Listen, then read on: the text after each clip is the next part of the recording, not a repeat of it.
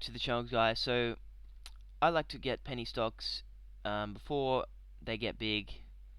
Um, sort of high risk, so I'll put in. I'm not afraid to lose all my money if there's a chance I make 10, 20x it if they find something in the ground. But also I look over the stock a lot of times to see like what are the chances of them finding stuff, and it's sort of a gamble, but that's just how I go about it. And lately it's paid off for me. If you watch my past videos. Um, so the next one I think might go well is rare earths. So what are rare earths? So rare earths in this company here, I'm looking at KTA. So I'm looking for any opinions on it. Um, it's good to get a lot of opinions before you buy stock because you might find out something you didn't know and you say, oh, why did I buy that? I could have just asked that question earlier. So forget about rare earths. So when you hear rare earths, just think magnets. Just think, oh, rare earths. You mean magnets? Yes. So to dumb it down, these ones go hand in hand. I think it's like 60% of that, 30% of that in a magnet, and they're quite common. These ones, and then so they're $80, $89 a kilo, $64 a kilo. That was in 2021. And then you got these ones. So these guys make up most of the magnet, and then apparently these ones you need to add into high temperature magnets, just a little bit of them. I'm not sure how much percent, but they're rarer, harder to find, so they're more expensive. So $1,300 a kilo for terbium, dysprosium $300 a kilo, expensive, but you'd need less of them, and yeah, still probably expensive. $89 a kilo. That's a expensive steak. Um, so what else can I say? So rare earths, you have the rare earth, like a volcano. This is really dumbing it down, and sorry for anyone out there who knows more than me, but a volcano explodes. Um, like Mount Weld, owned by Linus, is a $10 billion company, and that was a big volcano. They exploded, and now they're getting the rare earths from around it. So, volcano explodes, the rare earths get trapped in the hard rock, and then it rains. This is millions and millions of years ago. It rains, and then it washes that stuff into the clay, and then we get the rare earths out of the clay. So once it gets in the clay, it's like a real small percentage. So if you want to pause and read this, you can. I might just go through the facts. So a small percentage, like half a percent to less, is absorbed in clay minerals, weathering of rare earth rich host rocks, which lead to geological la la la. So 35% of so all rare earths is made in China pretty much now, except for a few places, but distinct China owns rare earths. 35% of rare earths come from the clay deposits.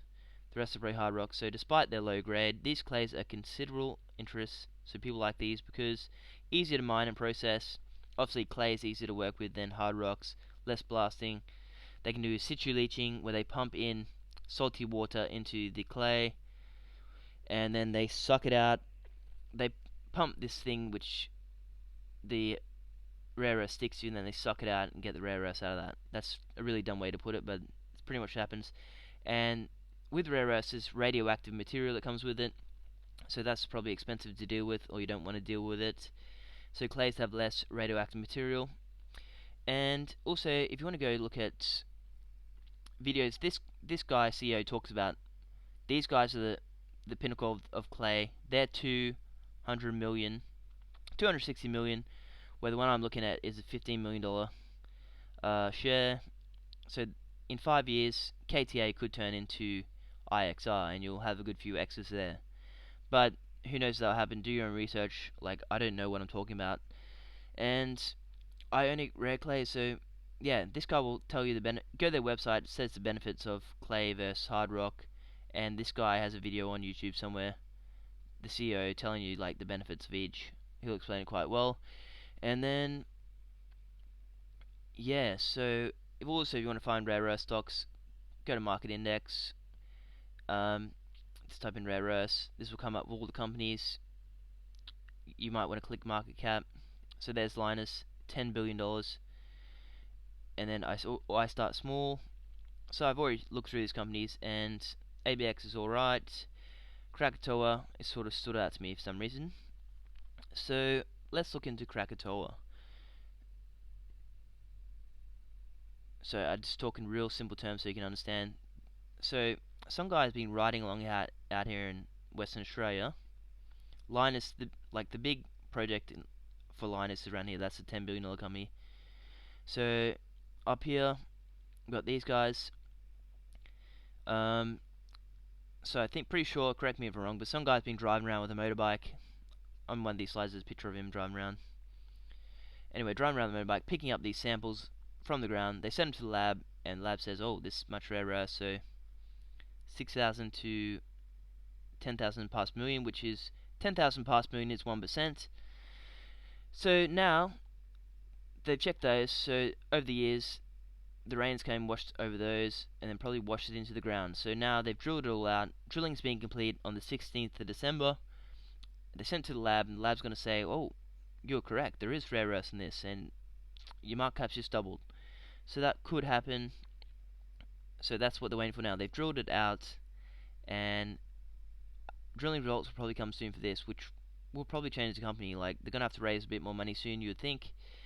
And the good thing also I like about companies like this, and like spodumene companies, they don't have to raise 700 million to a billion like some big copper mine or something.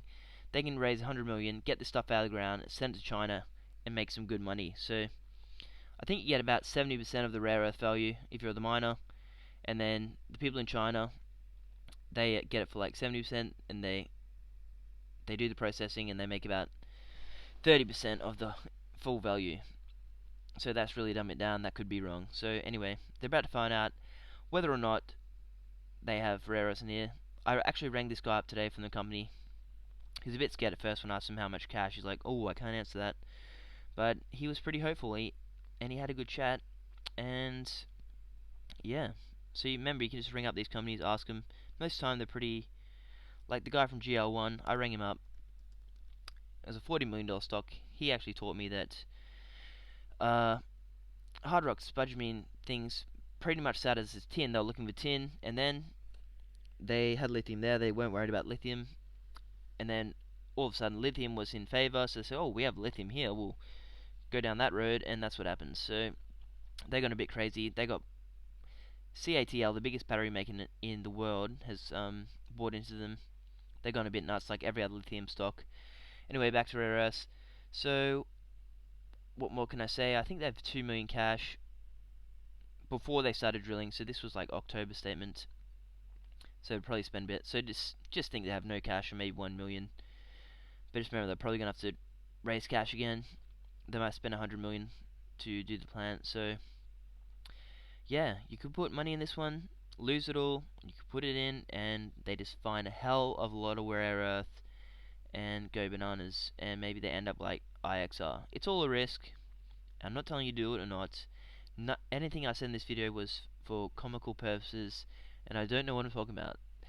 And I didn't used to put those statements in, but who knows? Maybe I'll get super rich one day and someone will try and sue me. Yeah, so that's all I can say. So please comment in the comments below what you think about this company, rare earths in general. If there's any company you'd rather buy instead of this one, because they're a lot better.